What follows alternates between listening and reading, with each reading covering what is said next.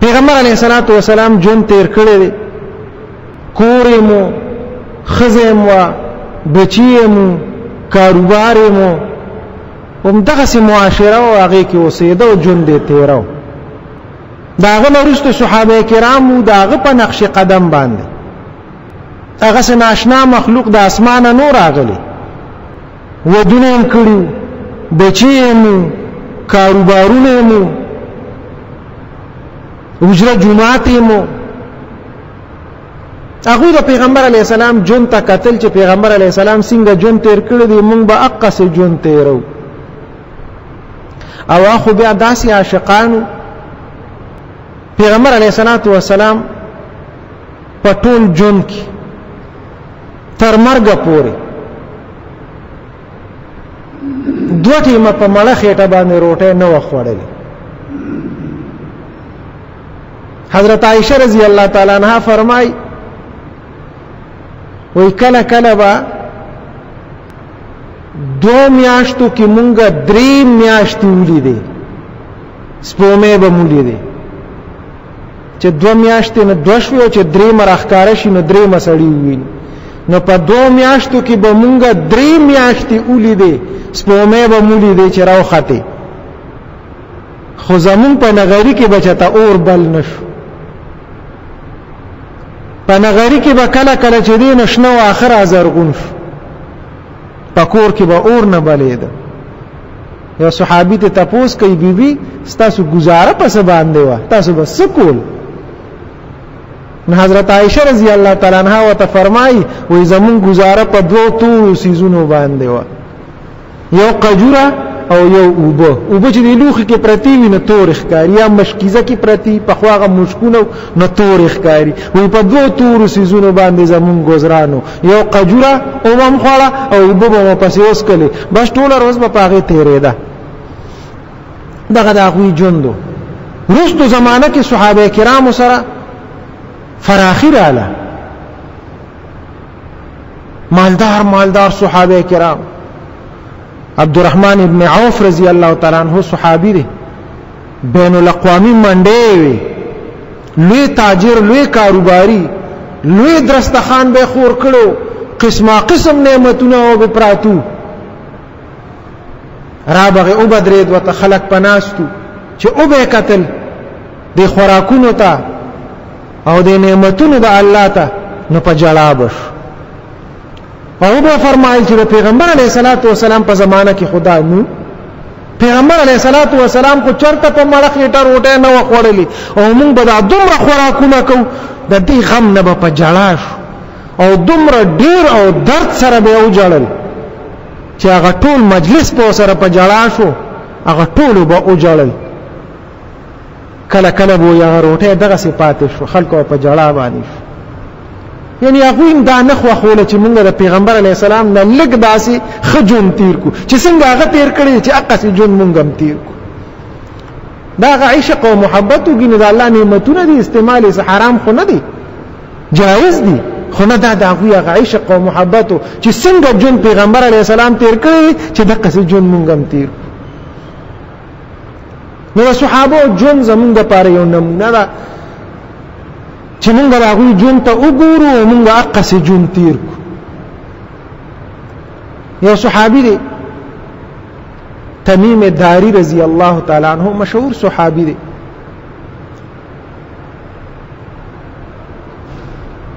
دا د شام اوسیدونکو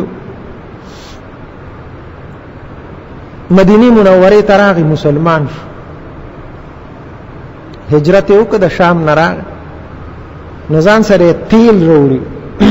شام خود ترقی یافته علاقه وا، نو ال ترناګانی وی دیوی وی، نو د ځان سره د رڼا لپاره دیوی راوړي وی او تیل ځان سره وروړي. په مدینه منوره کې دا بندوبست نو.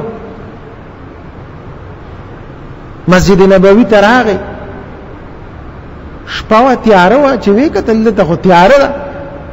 په منډه غډیوی بلې کړې تیلې پکې واچو، مسجد نبوي کې رڼا شو. په لومبي ځل په مسجد نبوي کې دیوی بلی کړي دي، دا تمیم داری رضی الله تعالی عنہ بلی کړي دي. پیغمبر علیه الصلاۃ والسلام چې راغی وی قتل جمعات کې رڼا د خشتا خو به تیاره کې مونږ کو د رڼا هیڅ بندوبست نو چې رڼا ولیدا دا چا کړی دا رڼا چا جوړ کړی دا یا رسول الله صلی الله علیه وسلم تمیم داری د دې رڼا بندوبست کړی دی تمیم داری ولاړو پیغمبر علیه الصلاۃ والسلام دومره خوشاله شو پاغي باندې پیغمبر علیه السلام متو فرمایل وی تمیم داری که زما بل لور وا نو وی ما به تعالی په نکاح باندې درکړی و ما به تخپل زوم جوړ کړی دومره ته خوشاله شو پاغي باندې چې تا زما مسجد نبوي کې او د خدای په کور کې تا داسې رڼاګانې راوستي په دې باندې پیغمبر ډیر خوشاله شوی دی مونږ ته تاوان ښکاري چې په جمعات کې بل په لګو لږ رڼا زیات کو مونږ ته تاوان ښکاري خپکیږو په چې بل راځي ګوري خیال کوي بجلی بل نه کې بلفونه زیات نه لګوي رڼا مو جوړوي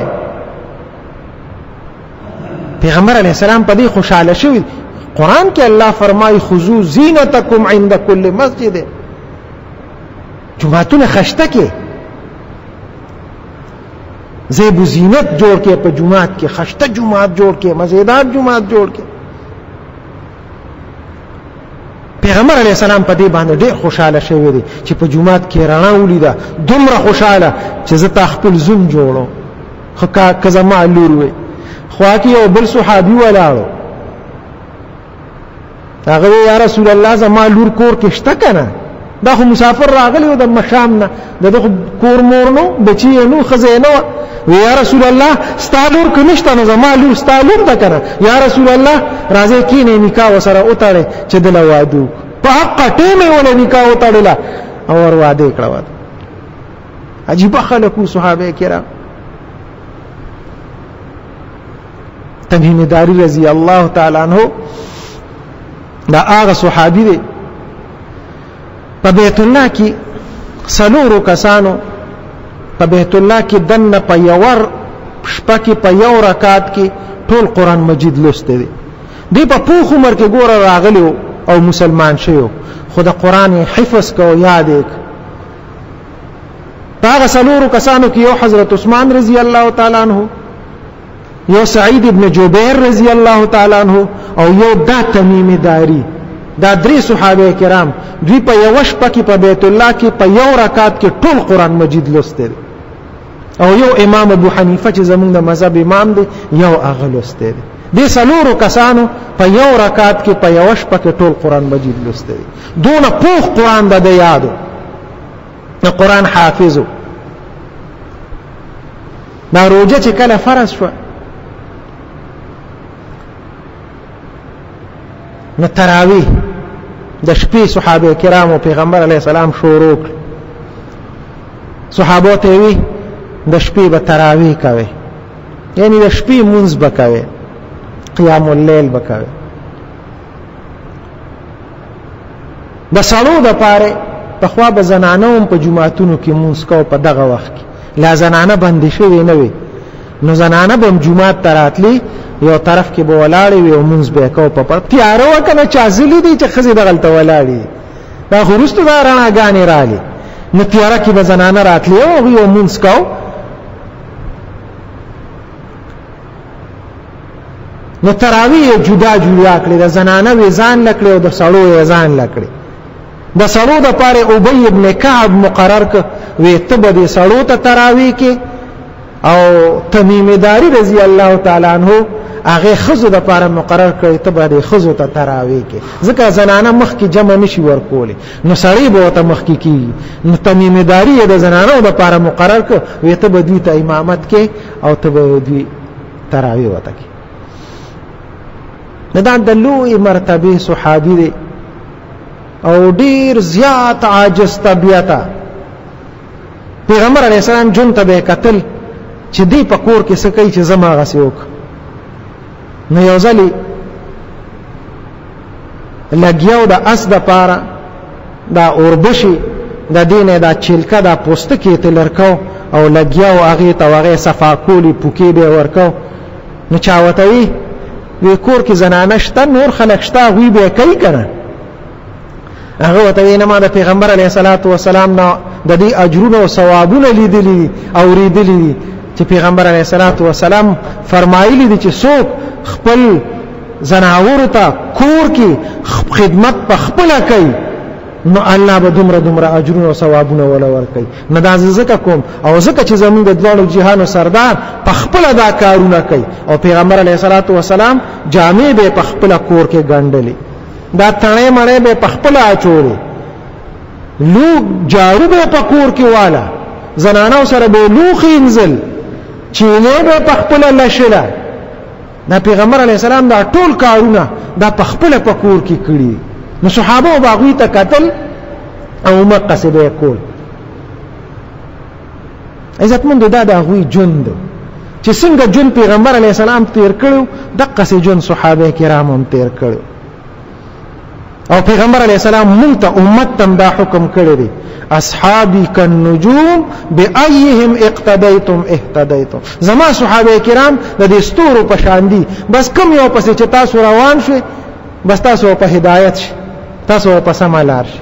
صراط مستقیم باندې به تاسو لار شئ. دغه د صحابه کرامو جند عزت مندو وګورو کتابونه وګورو کتابونه ډک دي د صحابه د واقعاتونه دا نه چې دا غوي سه بل دنیا کې اوسېدل او موږ سه بل دنیا کې اوسېګو دغه اسمانو دا زمکوا دغه نور اوس پومو دغه انسانانو او موږ انسانانو دا بل خبره ده چې هغه خیر القرون دورو هغه سیمون نشو کولی خو پیخي خو کولی شو کنه نو د صحابه کرامو پیخي وکړو دا څومره جون د صحابه کرامو مونږ وګورو چې یاره مونږ هم دغه سي عمل وکړو چې زما پیغمبر دغه سي جون تیر کړی د صحابه کرامو دغه سي جون تیر کړی اورګه چې زم سنا سه جون داغه په طریقه باندې تیر کړ. الله دې مونږ ټول له توفیق راکړي. نن سبا دا یو وظیفه ده دا بیانوم بعضی دا نن سبا دی علاقو کې دا فتنه او فسادونه ډیر زیات شروع شوي تاسو ګوره دغه ته سړی نغلا وکړه جی بي تی او موبایل ته یو دا حادثات فتنه دي ډیر زیات شوي حکومت هم څه غم نه کوي چیرې د دې سم مخنیوي وشي هغه کوم اداري چې دی هغه وسره ملوي د کلیو د علاقې څخه چوته ارسه معلومي چې دا کم پکې غل دی او کم پکې روغ دی دا ټول وته معلومي او هغه هغه سرپرستی کوي د غلو ډاکوانو غم نه جوړ دی هیڅ پرسانه حال نشته نو حکومت شته هیڅ نه ادارې شته هیڅ نشته بس یو د خدای په اسره باندې پراته یو ک الله حفاظت کو خدا ګینه مونږه څوک د حفاظت نشته نو چې بل څوک نشته وای نا خدا جن کا نہ ہو ان کا خدا ہوتا ہے نو چې زمونږه هیڅ څوک نشته خدای خو نشته کنه. نو پیغمبر علیه الصلاۃ والسلام او صوفیای کرام د قران او د حدیث پر اړه کې مونږ ته یو وظیفه خوده ده وای تاسو دا وظیفه کوي ډیره مختصر وظیفه ده وی د دې شرونه به تاسو محفوظ یې چې دغه ته چا شو کنه چا او شو کولی چا د موبایل واغش چا د گاډي واغش چا د چې دینو جیب وو چا چې اچانک اکسیډنټ شو دام یو حادثه ده ته حادثه چې د دې حادثونو مونږ بچو د دې لپاره صوفیه ډیره اسانه یو وظیفه ویل ده وی تاسو هر وخت په خلی باندې یا ارحم الراحمین دا ډیر زیات وای د دې فتنونه به بچي یا ارحم الراحمین یا ارحم الراحمین یا ارحم الراحمین ان شاء الله دا الله لاس پر باندې وی کله بل چا امداد را سنني الله منځمو امداد کوي دغه سي حادثونه به الله مونږه ساتي او حفاظت پم کوي. نو دا وظیفه ځان سره اروح وای دا ډیره صوفیه لیکل دا ډیره مجربه ده یا ارحم الراحمین چې زمون په خپل کبل ټیم کې نو شو ویلی چې تداسي په لار کې زو خطر وي يروي نو چې دله ډیر زور ورکو گاډي کې ناس یو گاډي چلو یا ارحم الراحمین یا ارحم الراحمین داسي خوش کلار کې روان یو داسي ځای کې چې هلته د خطر وي نو یا ارحم الراحمین ذکر ډیر زیات کو ان شاء الله دې سره به موږ د دې حادثاتونه محفوظ یو الله دې زموږ هر طرف نه حفاظت وکړي اللهم صل على محمد وعلى آل محمد كما صليت على إبراهيم وعلى آل إبراهيم إنك حميد مجيد